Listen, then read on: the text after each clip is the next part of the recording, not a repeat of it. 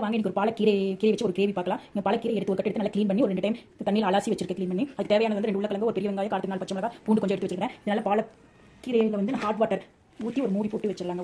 ஒரு 2 நிமிஷத்துக்கு மட்டும் 2 நிமிஷம் ஹாட் வாட்டருங்க. ஹாட் வாட்டர் ஊற்றி ஒரு 2 நிமிஷம்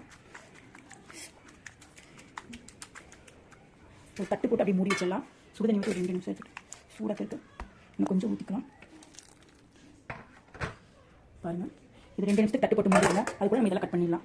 பெரிய வெங்காயத்தை பண்ணி கொஞ்சம் இந்த மாதிரி கட் பண்ணி எடுத்து வச்சுக்கோங்க. உருளைக்கிழங்கு கட் பண்ணி வச்சுருக்கேன். கொஞ்சம் பூண்டு அரைக்கிறதுக்கு வந்து 4 பூண்டு தனியாக, 4 பச்சை மிளகாய். இது தாளிக்கிறதுக்கு இது வந்து கீரை கூட போட்டு அரைக்கிறதுக்காக தனியாக வச்சுருக்கேன். இப்போ தாளிச்சுக்குள்ள கொஞ்சம் பட்டை போட்டுக்கோங்க. அது கூட கொஞ்சம் ஒரு 1/2 டீஸ்பூன் சீரகம் பொறிஞ்சோடனே வெங்காயத்தை போட்டுக்கோங்க. அது பூண்டு கொஞ்சம் போட்டுக்கோங்க. நல்லா வணக்கிடுக்கோங்க.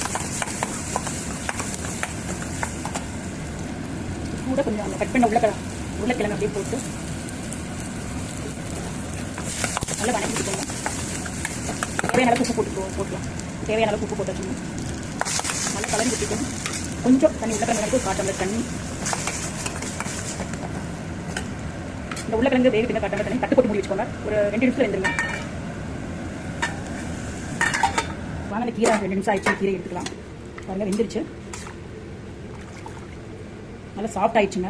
அப்படியே மிக்ஸி ஜாரில் மாற்றலாம். மிக்சியில் போட்டாச்சுங்க. அது கூட 4 பச்சை மிளகாய், பூண்டு ஒரு 4 பூண்டு இதை போட்டு நல்லா அரைச்சி எடுத்துக்கலாங்க. வாங்க, அரைச்சி எடுத்தாச்சு. நாங்கள் உருளைக்கிழங்கு வெடிச்சு பார்க்கலாம். உருளைக்கிழங்கு வெடிச்சுங்க. தண்ணியில் நல்லா தண்ணி சொல்லி கீரையை போட்டு ஊற்றிக்கலாம். வாங்க, உருளைக்கிழங்கு வெடிச்சு நம்ம கீரை எடுத்து ஊற்றிக்கலாம். கீரை கூடவே இந்த வெங்காயத்தை கட் பண்ண வெங்காயத்தை போட்டுக்கோங்க. கலரி விட்டுக்கோங்க. இந்த கிரேவி பன்னீர் இருந்தால் மட்டும்தான் பண்ணலான்னு இல்லைங்க. நீங்கள் இது மாதிரி பொட்டேட்டோ உருளைக்கிழங்கும் வெங்காயத்தை வச்சு பண்ணி பாருங்க. இந்த கிரேவி அவ்வளோ சப்பாத்திக்கு அவ்வளோ டேஸ்ட்டாக இருக்கும்.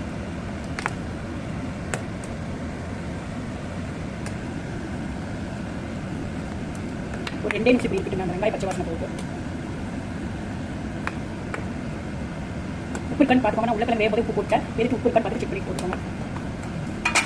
இந்த கிரேவி ரெடி ஆகுது. இந்த கிரேவிக்கு சப்பாத்தி ரெடி ஆகுது.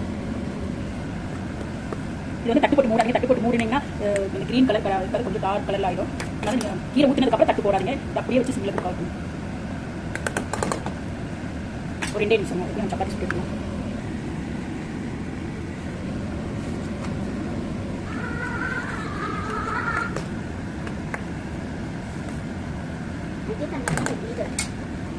அந்த கிரேவியும் ரெடி ஆயிடுச்சு. இந்த சப்பாத்தியும் ரெடி ஆயிடுச்சு. நம்ம கிரேவி எடுத்து ஊற்றிக்கலாம்.